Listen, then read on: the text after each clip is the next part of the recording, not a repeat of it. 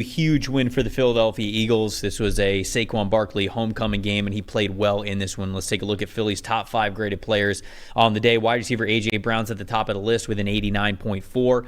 Cornerback Cooper DeJean, putting some respect on some slot corners' names, with an 86.3. Running back Saquon Barkley is on this list at number 3 at an 84.3. Defensive tackle Milton Williams with a 78.7. And then linebacker Nakobe Dean with a 78.1. Quarterback Jalen Hurts in this one, a 78.2 overall grade. And then we go over to New York.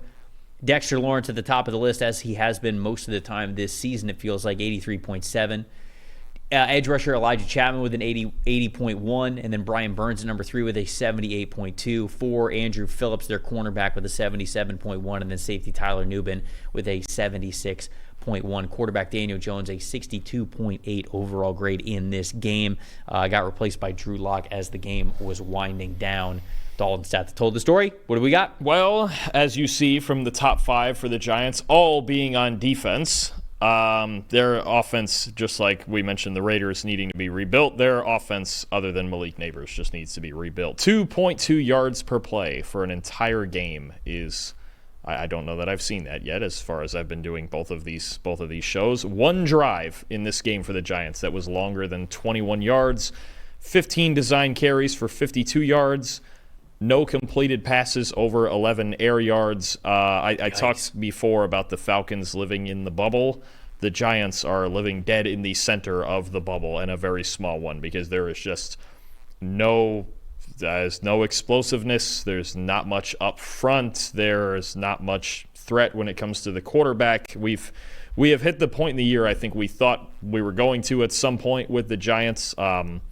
Offense, and it's going to have to be just totally rebuilt outside of Malik Neighbors when we get to the end of the year, and we are already there in week 7, because 2.2 yards per play for an entire game is something. It's really something is the best way I could put it. Yeah, and I think the offensive line goes a long way into that, right? Andrew Thomas no longer in the lineup due to injury, and when you look at this team, they're a big reason why you have that 2.2 yards per play average.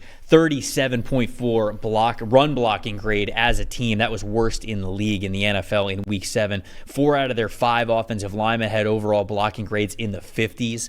And then Josh Azudu in for Thomas at left tackle. He gave up 2 sacks and 3 pressures in this game. It already looked rough with Thomas in there. And now without Thomas, that's your lone good offensive lineman. It's just going to look really ugly for the Giants, I feel like, as this season goes on. And so it's hard to find much hope that the offense is going to get too much better until the offensive line plays a lot better. So to me, that is totally the stat that told the story. It did not allow the Giants to be competitive at all whatsoever in this game, and will continue to be unless they can figure it out. My most impressive in this game, I'll shout out the slot receiver. I'm shouting out Cooper DeJean, who I loved coming into this class. He was my CB2. He was a top 10 overall player for me. He gets 42 snaps in this game in the slot, 87.4 coverage grade. He had 3 targets, gave up 3 catches for only 3 yards allowed. I mean, he was a stud in this one, and I think that his play in the slot is going to be so advantageous for this group moving forward, because they're going from these smaller slot players like Avonte Maddox was in that spot before, LeBlanc was in this spot before in years past, right? And it's just been these smaller corners that have often played in the slot for them. Well, DeJean's a bigger corner. He's somebody who's above 6 feet tall, over 200 pounds. He's somebody who could really help you in run defense. He can match up against bigger wide receivers and tight ends in the slot, and he played it very, very well this week. So Quinyon Mitchell's playing well on the outside as well, but it really feels like the Eagles have nailed it with these 2 young defensive backs that they went back-to-back in the 2024 NFL draft. What about you? Most impressive? Real quick on him, too, and this is, I think we need to just declare this the episode of the slot corner. This is just the slot corner love episode. We're here.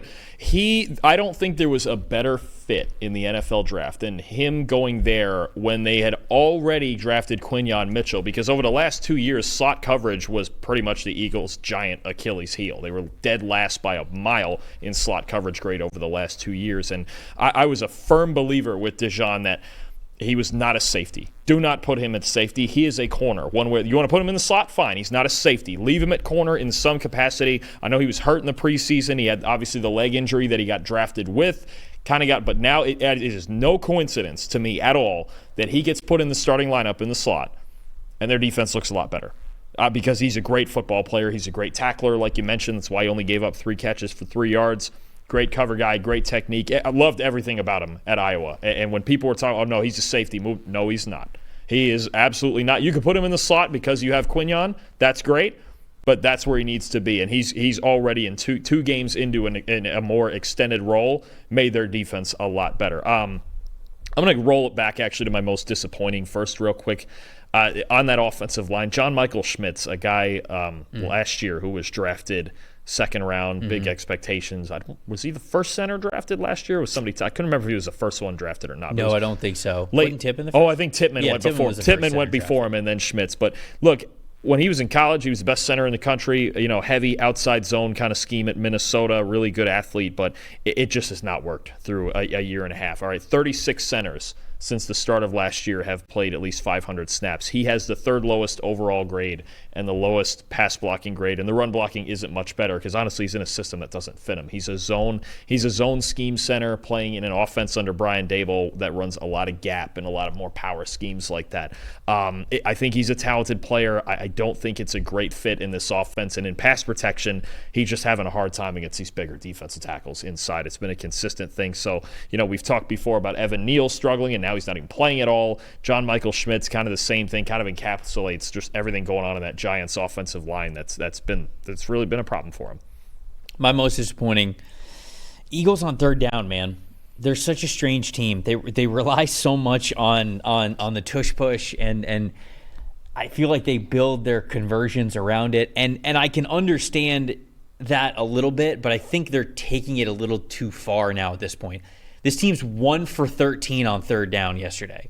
And they were 4 for 4 on fourth down, right? So when they get into that fourth and manageable, when it's basically fourth and QB sneak, they convert it. But 1 for 13 on third down, it's got to be better than that. They're just not a great drop back team, right? Other than AJ Brown getting go balls. And that's right. That's not a real drop back offense. Right. That's like what we talked about with the Jags earlier in the show, where you cannot build your offense around just deep passes. And I think AJ Brown has saved them over the last couple of weeks because of what he is able to do. But their offense to me is just way too volatile right now, even with Saquon Barkley playing well and then being able to run the ball. Right, and there's the most impressive guys. Trev, how many times do we talk about, there's a revenge game coming? There's always some revenge game coming, sure, right? And this one actually happened. I mean, Saquon, that's the thing that really, that's the story for the Eagles in this game, the Saquon Barkley revenge game. 17 carries, 176 yards is just ridiculous. Had a touchdown, had 2 other touchdowns stolen from him because of the way doing the tush. But he should have had 3 touchdowns in this game. And, well, that just happens. An 85.2 rushing grade. That's actually the 4th highest of his career. Nice. So, I mean, he came out angry in this game. He may not admit to it, and he may just be like, I'm just out here playing. But, no, he wanted to tee off in this one, and he absolutely did. So, for once, we actually got the execution of the revenge game, the Saquon Barkley revenge game. It'll forever be known as that. The only thing I have on that, he just should have had 2 more touchdowns, but that's the team you play on, I guess. It is. I remember, I think it was with Miles Sanders.